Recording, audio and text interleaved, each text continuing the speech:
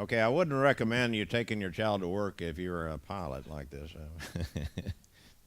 We're going to talk about accident statistics.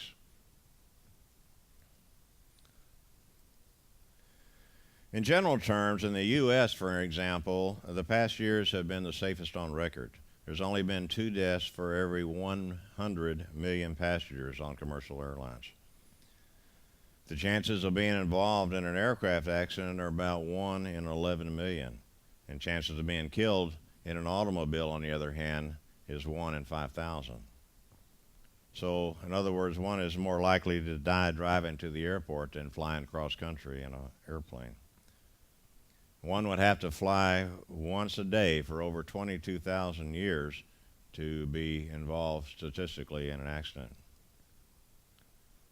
30 years ago, it wasn't that way. Fatal accidents on commercial airlines occurred approximately once in 140 million miles. Today, that's 1.4 billion miles flown. So 10 times safety improvement. And by the way, a lot of people don't realize this, but 96% of people actually survive airline accidents. So if you keep your seatbelt fastened and follow the instructions in case of an emergency, you improve your chances. So what is fear of flying? I thought I'd throw this in as well. It could be the fear of heights, could be fear of flying over water or the aircraft itself landing on water, fear of flying at night, fear of the unknown, deliberate concerns about airline accidents, hijackings, bombings, et cetera, and so forth, and maybe claustrophobia. Most people remember John Madden and the fact that he never wanted to go on airlines, and he had his bus that he drove around the country to broadcast football games. Being idle for long periods of time, loss of personal freedom, loss of control, concerns about turbulence, not understanding the sights and sounds and so forth that are going on within the context of the aircraft. Sometimes you're sitting in the airplane, especially over the wheel well, you can hear the hydraulic pumps and the gear, of course, retracting and extending. It's a good thing. It's a good thing to have a gear. You may have issues from past psychological or physical trauma, and also the concern about the security process.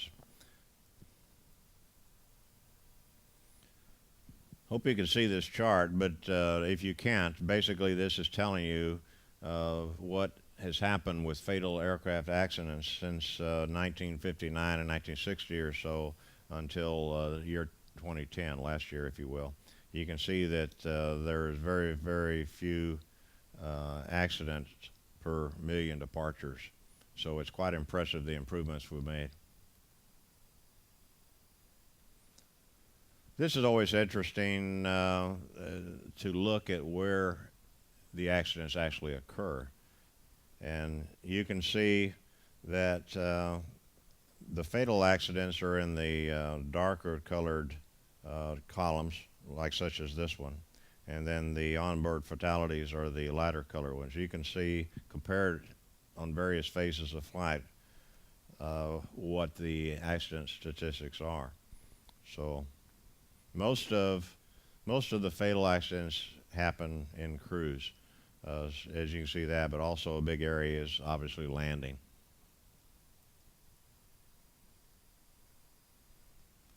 As I said earlier, pilot error is a big issue, and there's several different things that apply. Pilot error in general, pilot error that was involved with weather, pilot error involving mechanical. So roughly 50% of the accidents overall are pilot error, and then you can see the other related percentages as well.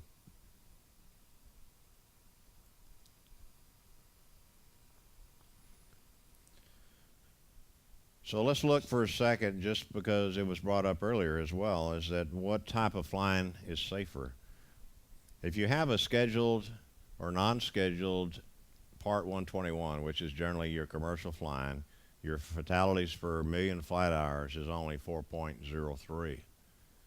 It is a little heavier on the commuter airline side, as you can see the higher numbers, but again, that's a fairly small percentage. So as long as you stick to the major airlines that are well maintained, well trained pilots and so forth, then you should be good. Now, if you look at the bottom, the odds of being involved in a fatal accident, the top 25 airlines with the best accident rates, the odds are 1 in 5.4 million that'll be fatal. And then you compare odds of being killed on a single airline flight. And then if you look at the bottom worst 25 operators, it is slightly worse. Again, if you fly the major carriers, they're better maintained and better trained.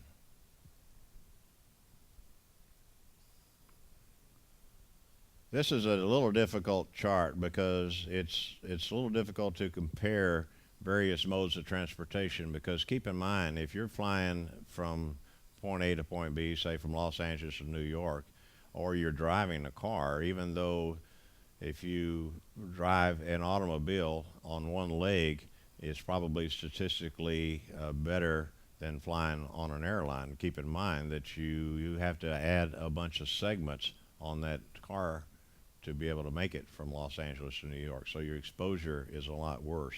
So really you're looking, the best way to look at this sort of thing is looking at that third column to your right, the deaths per billion passenger kilometers. So how many passengers you taken over such and such a distance. And you can see in that case it's only 0.05 versus all the other statistics.